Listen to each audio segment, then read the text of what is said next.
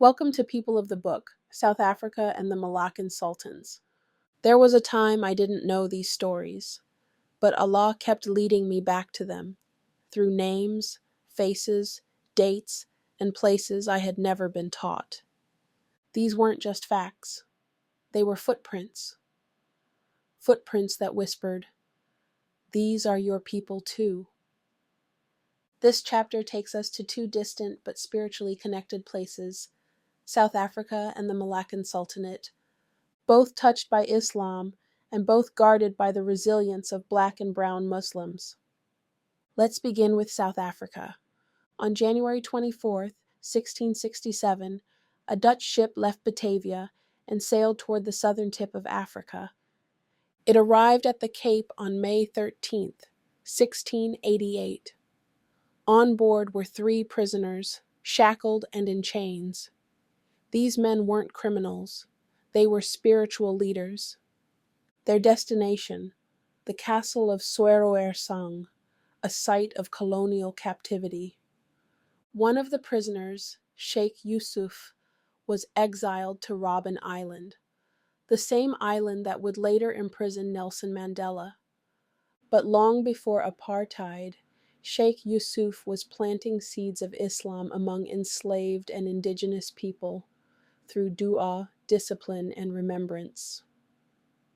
The other 2 men were sent to what was known as the Company's Forest. One of them was Sheikh Abdurrahman Matebe Shah, believed to be the last sultan of the Malaccan Empire.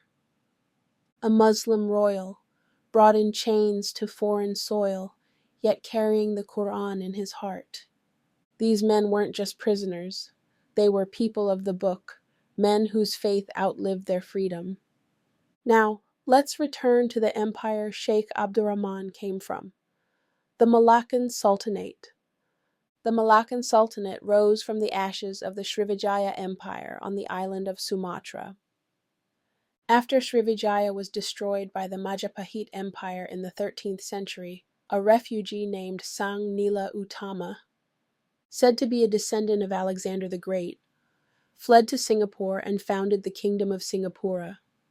Singapura flourished, but its wealth attracted invasions from Siam and Majapahit. By 1398, it too was destroyed.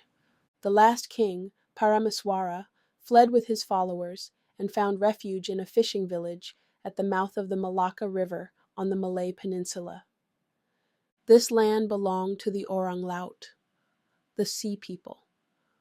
The Orang Laut, which means Sea People, are indigenous, dark-skinned maritime people native to the Riau Islands, southern Malaysia, and coastal parts of Indonesia, including the Malacca Strait. Historically, they have deep brown to dark complexions, with Austromelanesian or Negrito features in some subgroups. These people have been erased and renamed many times through colonial language, but their physical traits and maritime traditions link them to the broader family of black and brown indigenous peoples across the Indian Ocean and Southeast Asia. These sea people welcome the refugees. Parameswara, humbled by the bravery of a small deer that stood its ground against his hunting dogs, took it as a divine sign. He decided to settle there and build a new kingdom. Around 1400, he and his followers founded the city of Malacca, a place that would become one of the greatest trading ports in the Indian Ocean. The Orang Laut protected the seas from pirates. Because of their guardianship, merchants from Arabia, Persia, India, and China came, not just to trade, but to stay. Islam entered not through conquest, but through refuge, marriage, and spiritual alignment. Parameswara married the daughter of a Muslim ruler from Indonesia and embraced Islam himself. He changed his name to Iskandar, the Persian word for Alexander, and took on the title of Sultan. With this, Malacca became an Islamic empire. Trade flourished. Through the Malaccan Straits flowed silk, spices, tin, and porcelain. The people planted sago palms, which fed the region. Islam spread through the generosity of the sultans, who built mosques and madrasas, and welcomed Sufi teachers from across the sea. Even the powerful Ming dynasty of China formed a bond with Malacca.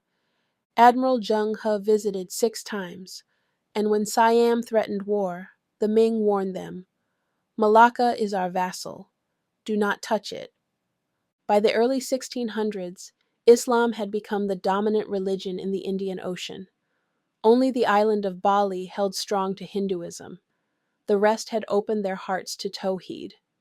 On the island of Java, once the home of the powerful Hindu-Buddhist Majapahit Empire, the arrival of Islam stirred both peace and conflict.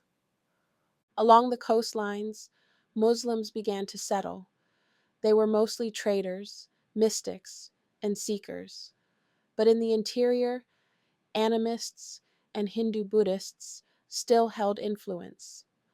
While some moments were marked by warfare between coastal Muslims and those clinging to older beliefs, for the most part, conversion to Islam was peaceful.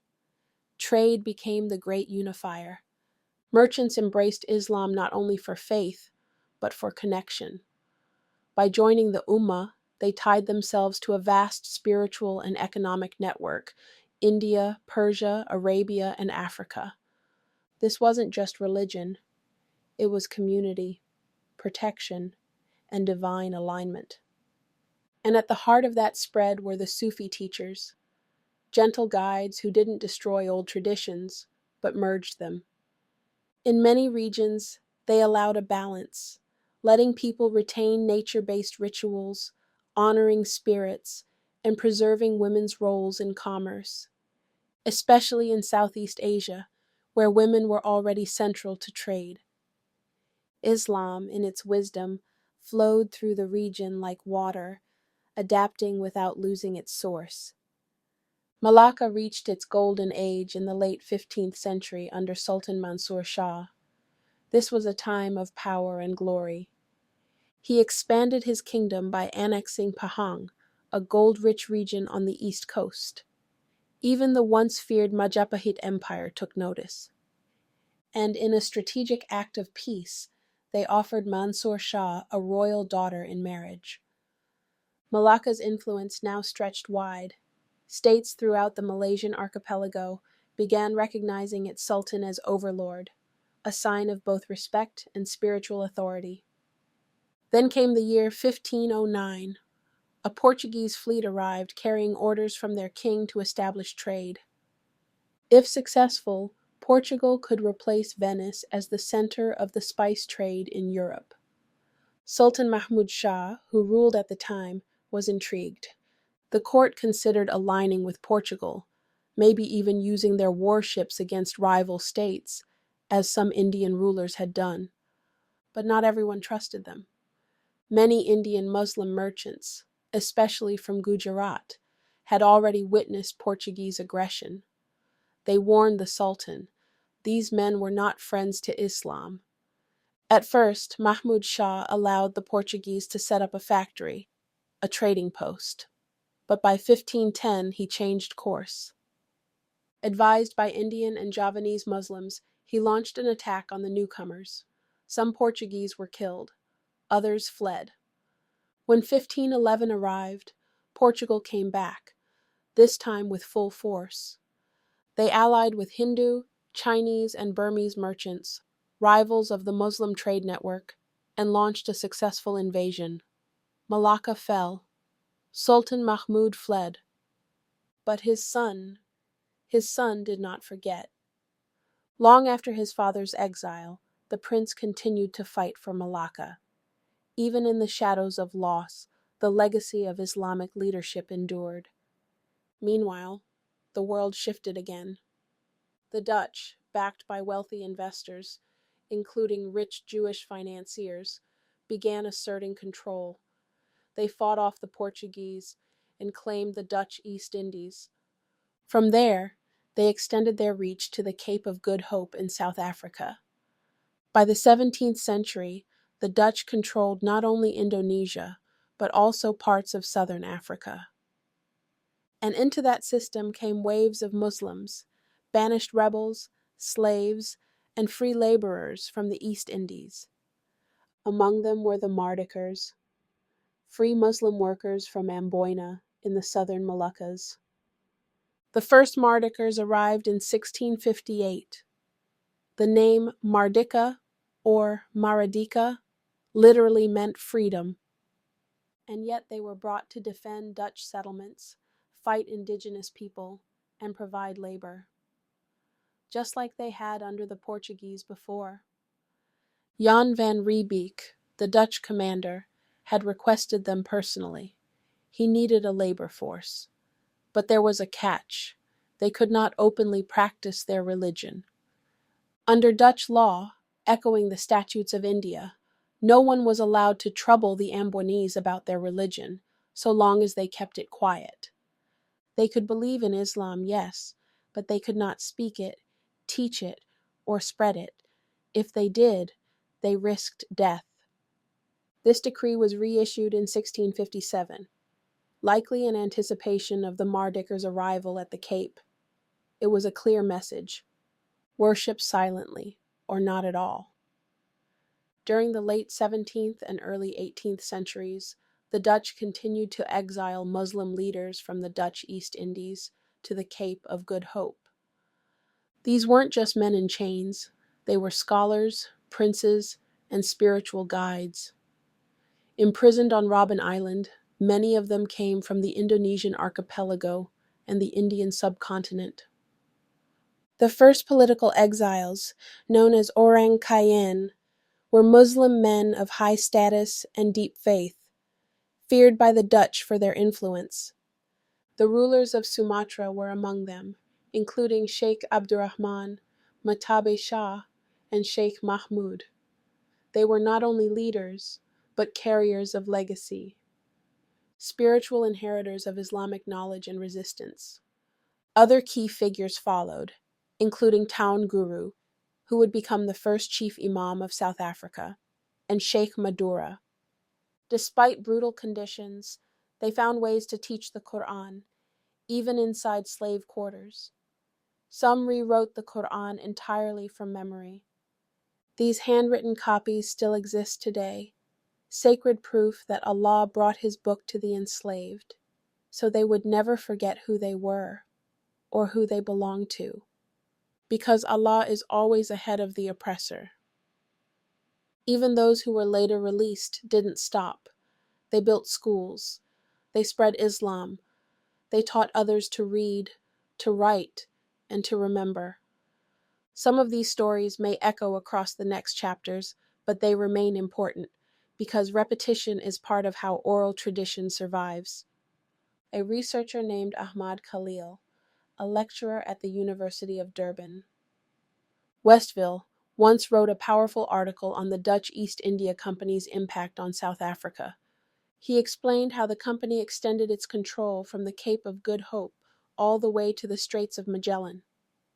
They exercised sovereign power over every territory they touched. But they feared one thing: Islam. They realized Islam wasn't just belief. It was a way of life, a legal system, a spiritual code, a form of resistance. It unified people beyond tribes, beyond trade, and that unity terrified the colonizers. Islam was a moving reality, not frozen in rituals, but active in time, carried by the hearts of the enslaved. That's why Muslims who refused to abandon their deen were charged with defiance, sentenced to hard labor, or exiled for life. Muslims from the East Indies arrived in South Africa alongside the first European settlers between 1652 and 1693. Some came as free laborers, others as political prisoners, but Islam entered the land through these very chains. Sheikh Yusuf was one of the first to resist Dutch imperialism. He was a prince by birth and a master of Islamic knowledge.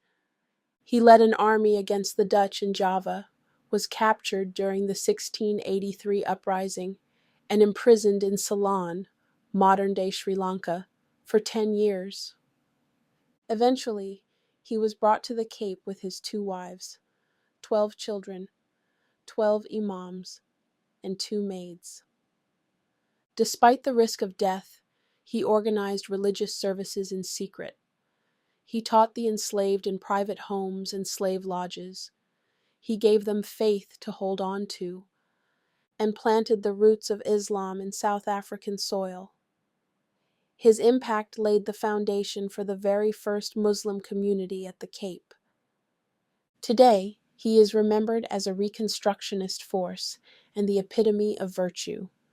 Then came Town Guru, born Abdullah ibn Qadi Abdus Salam in 1712, a prince from Tidore in the Ternate Islands of Indonesia. He was exiled to the Cape in 1780 after being accused of conspiring with the British against the Dutch. Town Guru was a Hafiz, and like others, he rewrote the Quran from memory without help. He opened a madrasa and masjid that soon became a sanctuary for the enslaved. He taught Arabic, recited the Quran, and passed on the sacred laws of Islam. Many of the formerly enslaved converted to Islam through his teachings. Let your heart reflect on this. Allah took a scholar of Deen, tested him in a land not his own, and through him nourished those who had been abandoned.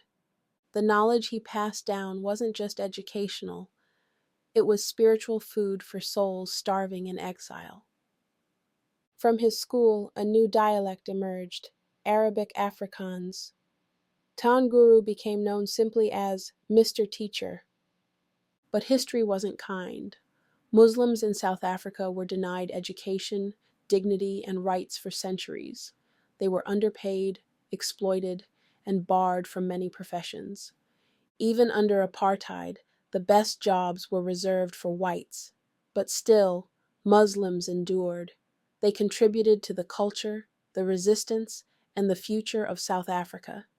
Yet by 1926, through what was called the Uplift Clause in the Cape Town Agreement, many Muslims fell under the influence of Western materialism and secularism.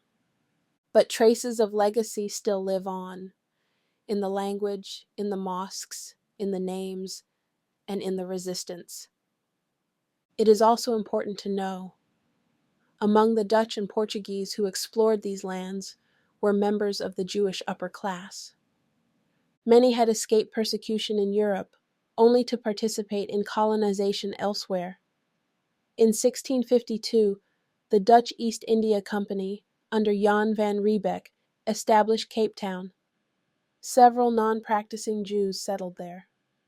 Later, the South African gold rush, post-1886, brought an influx of Jewish immigrants. By 1914, over 40,000 had arrived. Johannesburg was even nicknamed Jewsburg. During the Boer War, over 2,800 Jewish men joined the British to fight against South Africans. While a few refused, tensions rose even within the Jewish community. Persecution later returned, but that is a story for another time. For now, remember this. Islam survived not because it was allowed, but because Allah preserved it through those who carried it, even when everything else was taken from them.